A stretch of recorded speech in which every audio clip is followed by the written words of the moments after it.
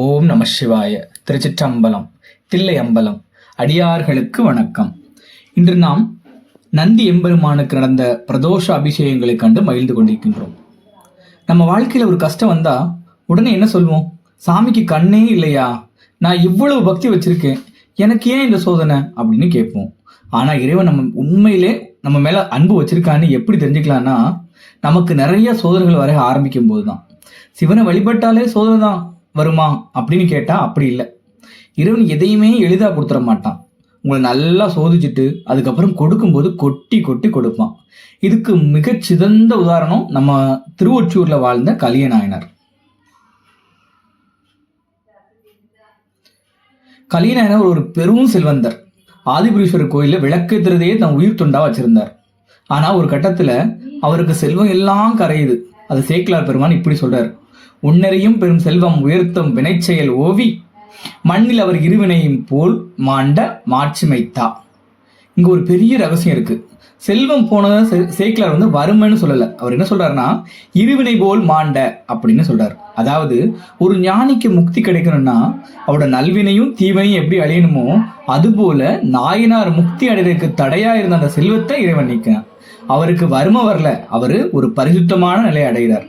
பழைய வினைகள் அழிந்தாதான் நமக்கு முழு அருள், இறைவனோட முருள் கிடைக்கும்னு அவன் உணர்த்துறான். செல்வம் போச்சு, ஆனா தொண்டு நிற்கல. நிலங்களை வித்தாரு, அதுவும் தீர்ந்து போச்சு. அடுத்து என்ன பண்றது? நான் ஒரு கோடி சேரேன், நான் போய் மத்தவங்கிட்ட போய் வேலையை கையேந்துறதா அப்படின்னு அவர் நினைக்கல. நேரா மத்த எண்ணெய் வியாபாரிகள்கிட்ட போறாரு. கூலிக்கு செக் ஆட்டுற வேலை கேட்கிறாரு. ஒரு காலத்துல முதலாளியா இருந்தவர் இப்ப கூலியா நின்று செக் ஆட்டுறாரு. ஆனா இறைவன் அங்கேயும் ஒரு விளையாட்ட ஆரம்பிக்கிறான். அந்த ஊர்ல என்ன ஆட்டுறவங்க அதிகமாயிடுறாங்க. இவருக்கு இந்த வேலையும் போச்சு. இப்போ ஒரு இடத்த முடிதான் உச்சக்கட்டம். என்ன பண்ணிருப்பாரு? நம்மள தான் என்ன பண்ணிருப்போம்? ஐயோ அவ்வளவுதான், இவன் சோதிக்கிறான், போதண்டா விட்டுருவோம். அவர் பொண்டாட்டிட்ட போய் சொல்றாரு, இந்த தொண்டு நின்றக்கூடாது, அதனால உன்னை யாரும் வீட்டு வேலைக்கு உன்னை வித்துடலான்னு பாக்குறேன் அப்படிங்கிறாரு. அந்த அம்மாவும் பெரிய ஆளுதான், உடனே சரின்னுட்டாங்க. எப்பேற்பட்ட பக்தின்னு பாத்துக்கோங்க. ஆனா இறைவன் அங்கேயும் ஒரு சோதனை வைக்கிறான். இவர் ஊர் தெருல போய் ஏலம் விட பாக்குறாரு. ஆனா யாருமே அந்த அம்மைய ஏலம் எடுக்க முன் வரல. விளக்கேத்த எண்ணெய் இல்லை, மனைவியையும் விற்க முடியல. ஆதிபுரீஸ்வரர் சன்னதியில விளக்கு அணைய போகுது. கலியனார் என்ன பண்றாரு தெரியுமா? அவர் ரொம்ப சாதாரணமா ஒரு முடிவு எடுக்கல, ஒரு பெரிய முடிவு எடுக்கிறாரு. அதை எப்படி சேக்கிலார் சொல்றாருன்னு பாருங்க. ஒருவிய எண்ணெய்க்கு ஈடா உதிரம் கொடுநிறைக்க கருவியினால் மிடலறிய அக்கையை கண்ணுதலார் நேர் பிடித்தருளி.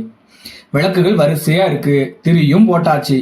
எண்ணெய் இல்லாத அந்த இடத்துல தன் ரத்தத்தையே ஊத்தி விளக்கேத்தணும் முடிவு பண்றாரு. கத்தியால தான் கழுத்தை அறுக்க போறாரு.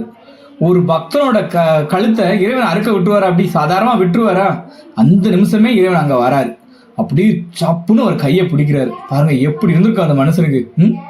பார்வதி தேவியோட ரிஷப வாகனத்துல காட்சி கொடுக்கிறாரு. அவருக்கு முக்தியும் கொடுக்கிறாரு. அதனால பக்த கோடிகளே, உங்களுக்கு ஒரு கஷ்டம் வரும்போது சாமி நம்ம கைவிட்டுடுச்சுன்னு நினைக்காதீங்க. உங்களை சுத்தம் செஞ்சு அடுத்த கட்டத்துக்கு உங்களை கொண்டு போக இறைவன் தயார் பண்றான்னு நம்புங்க. அந்த நம்பிக்கையோட இந்த அபிஷேகத்தை பாருங்க. திருச்சிற்றம்பலம்.